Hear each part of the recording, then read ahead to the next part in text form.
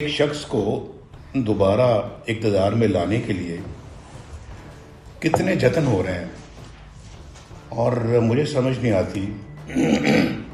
ये दोहरे मेयार हमको तो 1 मिनट में निकाल दिया गया और किसी ने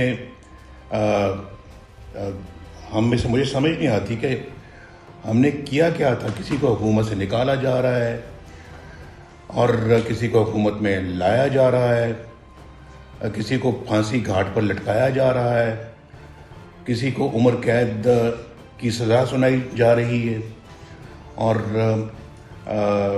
आमरों के लिए या डिक्टेटरों के लिए जो है वो नज़रिया ज़रूरत ईजाद की जाती है और हम जैसे वज़ीर आज़मों को एक धक्का और दिया जाता है और डिक्टेटरों को गले लगाया जाता है, उनके गले में हार पहनाए जाते हैं और फिर जो आइन तोड़ते हैं डिक्टेटर जो हैं उनको आइन तोड़ने के इनाम में आइन को अमेंड करने के लिए इख्तियारात दिए जा रहे हैं। 3-3 साल के लिए कहा जा रहा है कि आप आइन से जो मर्जी खिलवाड़ कर लें, आपको कोई नहीं पूछेगा, आपको तो हार पहनाना चाहिए। एक मुंतखब वज़ीर आज़म को निकाल के बाहर किया और ख़ुद आपने आके तो संभाली ऐनान हुकूमत। उसके बाद इसी कोर्ट में से मुझे आपको भी पता है, आप सबको भी मालूम है कि गॉड फादर तक मुझे कह दिया गया, सिसिलियन माफिया तक मुझे कह दिया गया। और एक जज जो अजमत सईद शेख साहब हैं, उन्होंने तो एक कहा मुझे, मैं वज़ीर आज़म था पाकिस्तान का और किसी की प्रमोशन का मामला था। आप कभी सुनेंगे वो मामला तो आप भी बड़े हैरान होंगे और हैरत ज़दा हो जाएंगे। तो वो जज साहब चाहते थे कि इसकी प्रमोशन हो, मुझे पता भी नहीं केस का, और वो नीचे ही जो है ना वो ब्यूरोक्रेसी में गवर्नमेंट में वो केस कहीं था, पता नहीं प्रमोशन बनती थी या नहीं बनती थी। तो जज साहब ने कह दिया कि वज़ीर आज़म को पता होना चाहिए कि अडियाला जेल में काफ़ी जगह है। आप अंदाज़ा करें, ये रिमार्क्स एक जज मुल्क के वज़ीर आज़म के बारे में पास कर रहे हैं और पार्लियामेंट को बेवकूफ़ करके रख दिया है, हुकूमत को मफलूज करके रख दिया है, कोई रिट हुकूमत की नहीं रहने दी। और मैं नहीं समझता कि पाकिस्तान के अंदर हुकूमतें किस तरह से अब चला करेंगी। इस तरह से हम उसको कहते हैं कि जी ये सबसे बड़ा आला इदारा है, तो कहाँ कौन सा आला है? आज उसकी किसी भी चीज़ को कोई अहमियत नहीं दी जा रही। अब हालांकि इस कानून को पास किया पार्लियामेंट ने चंद दिन पहले और उसकी भी कोई परवाह नहीं की जा रही, लेकिन पार्लियामेंट को अपने आप को ज़रूर असर्ट करना चाहिए और करना चाहिए। अगर पाकिस्तान ने सरवाइव करना है, पाकिस्तान ने ज़िंदा रहना है इंशाअल्लाह, तो पार्लियामेंट को असर्ट करना होगा। और मुझे बताएं कि दुनिया के किसी और मुल्क में ऐसा क्यों नहीं होता? किस मुल्क में आपने देखा जो पाकिस्तान वाला कोई आज जो है ना वो तस्वीर आपको नज़र आती है जहाँ सब कुछ हो रहा है, जो यहाँ हो रहा है वो किसी और मुल्क में हो रहा है? दुनिया को तो आप छोड़ें, आप साउथ एशिया की बात करें, हमारे इर्द गिर्द के ममालिक की बात करें। हम तो 70 साल से यही कुछ देख रहे हैं। 1953 में पहला फैसला आया था नज़रिया ज़रूरत के तहत, और नज़रिया ज़रूरत क्या सिर्फ डिक्टेटरों के लिए है भाई? अगर मान लिया कि नज़रिया ज़रूरत है कोई चीज़, तो कभी किसी वज़ीर आज़म के लिए भी कभी नज़रिया ज़रूरत इस्तेमाल हो जाता कि सिर्फ डिक्टेटरों के लिए नज़रिया ज़रूरत इस्तेमाल होता रहा है। और पाकिस्तान के 70 सालों से हम यही तमाशा देख रहे हैं, बार बार यही तमाशा देख रहे हैं।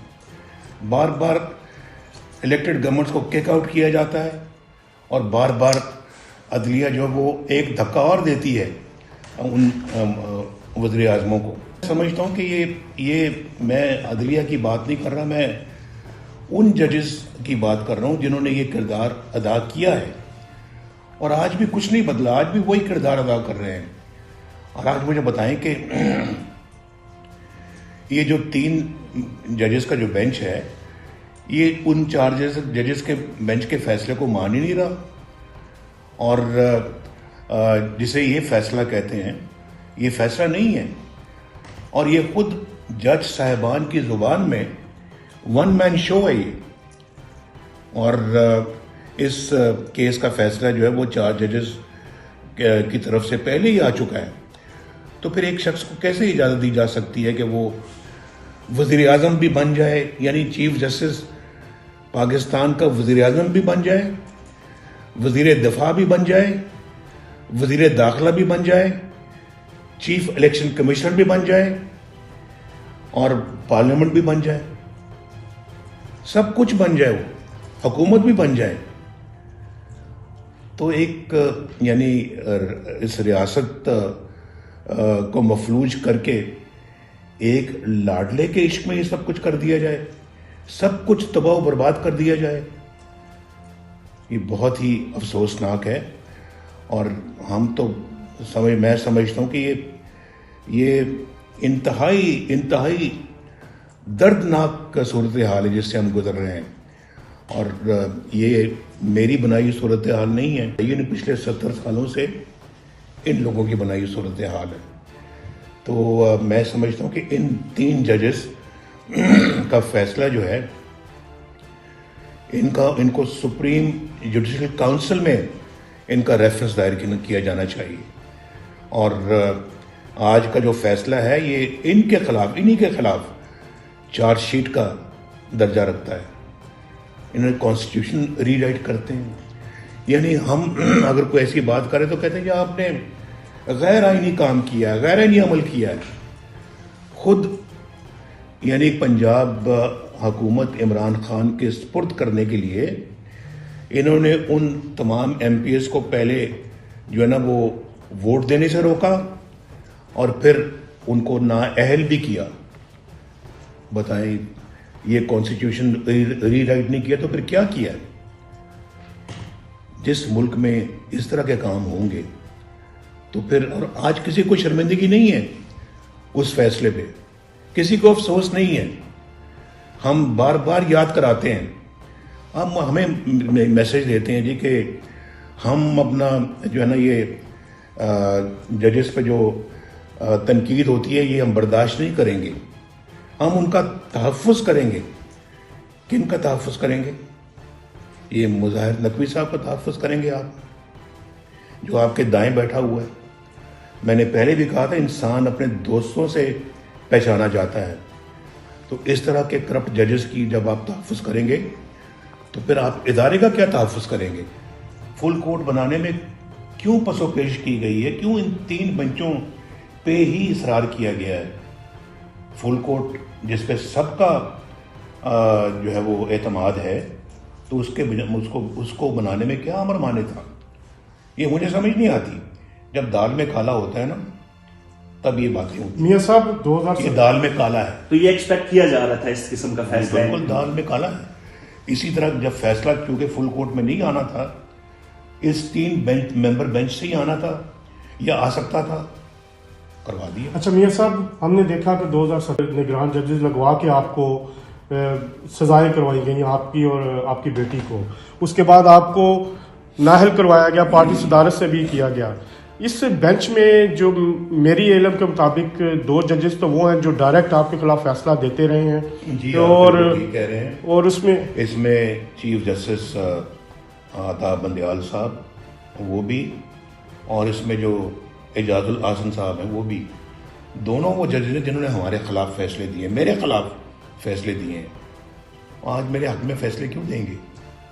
سیدھی بات.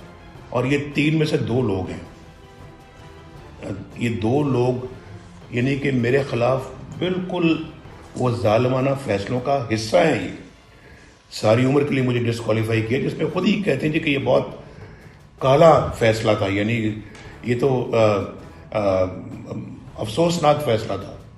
پھر کیوں دیا آپ نے؟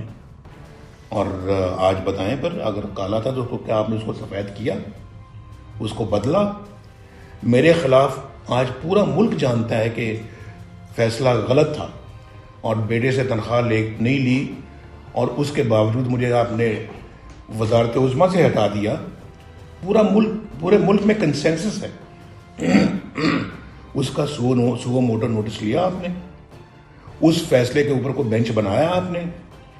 آپ بتائیں ذرا، یعنی کہ اگر آپ کے اندر آنیسٹی ہے یا کوئی اپنا دیانتداری ہے اگر آپ کے اندر، تو پھر آپ کو بینچ بنانا چاہیے تھا۔ اگر آپ انصاف پسند ہیں، منصف ہیں، تو پھر آپ کو یہ بینچ بنانا چاہیے تھا۔ اگر آپ نے نہیں بنایا تو آپ نے بہت بڑی ناانصافی کی ہے، بہت بڑا ظلم کیا ہے، اور انہی لوگوں کے خلاف تو ہم آواز اٹھاتے رہے ہیں کہ یہ ایک جج صاحب جو ہے وہ میرے اوپر مانیٹر بن کے بیٹھے ہوئے تھے، اعجاز الحسن، اور چیف جسٹس بھی میرے ان فیصلوں کے اندر شامل تھے۔ پی ڈی ایم، خاص کر پی ایم ایل این ہر قسم کی قربانی کے لیے تیار ہے اگر یہ اس فیصلے کے خلاف جس کو آپ تسلیم نہیں کر رہے؟ میں تو اپنی پارٹی کو یہی کہہ چکا ہوں جو میں آپ کے سامنے کہہ چکا ہوں، اور جو قوم کے سامنے میں نے کہا ہے، میرا یہی نظریہ ہے، اور پارٹی کو بھی میں نے یہی کہا ہے، اور آئندہ بات ہوگی تو میں یہی میسج دوں گا انشاءاللہ۔ کیا سپریم کورٹ میں بغاوت ہو چکی ہے؟ ایک بڑی تعداد جسٹس قاضی فائزی صاحب جیسے ججز نے جنہوں نے ایک فیصلہ دیا اس کو آج انڈو کیا گیا 6 رکنی بنچ بنا کے۔ آپ کیا سمجھتے ہیں کہ ود ان سپریم کورٹ جو ججز ہیں انہوں نے اس پہ بغاوت بلند کر دی ہے؟ ان ججز کے خلاف جو کہ اس طرح کے فیصلے صادر کر رہے ہیں، جو ملک کو تباہی کے راستے پہ لے کے جا رہے ہیں، یہ ان کے خلاف بالکل ان کا جہاد ہے۔ اس کو جہاد کہیں آپ، ان ججز کو میں سمجھتا ہوں کہ جو ان کی کوششیں ہیں وہ بالکل جہاد۔ بہت شکریہ۔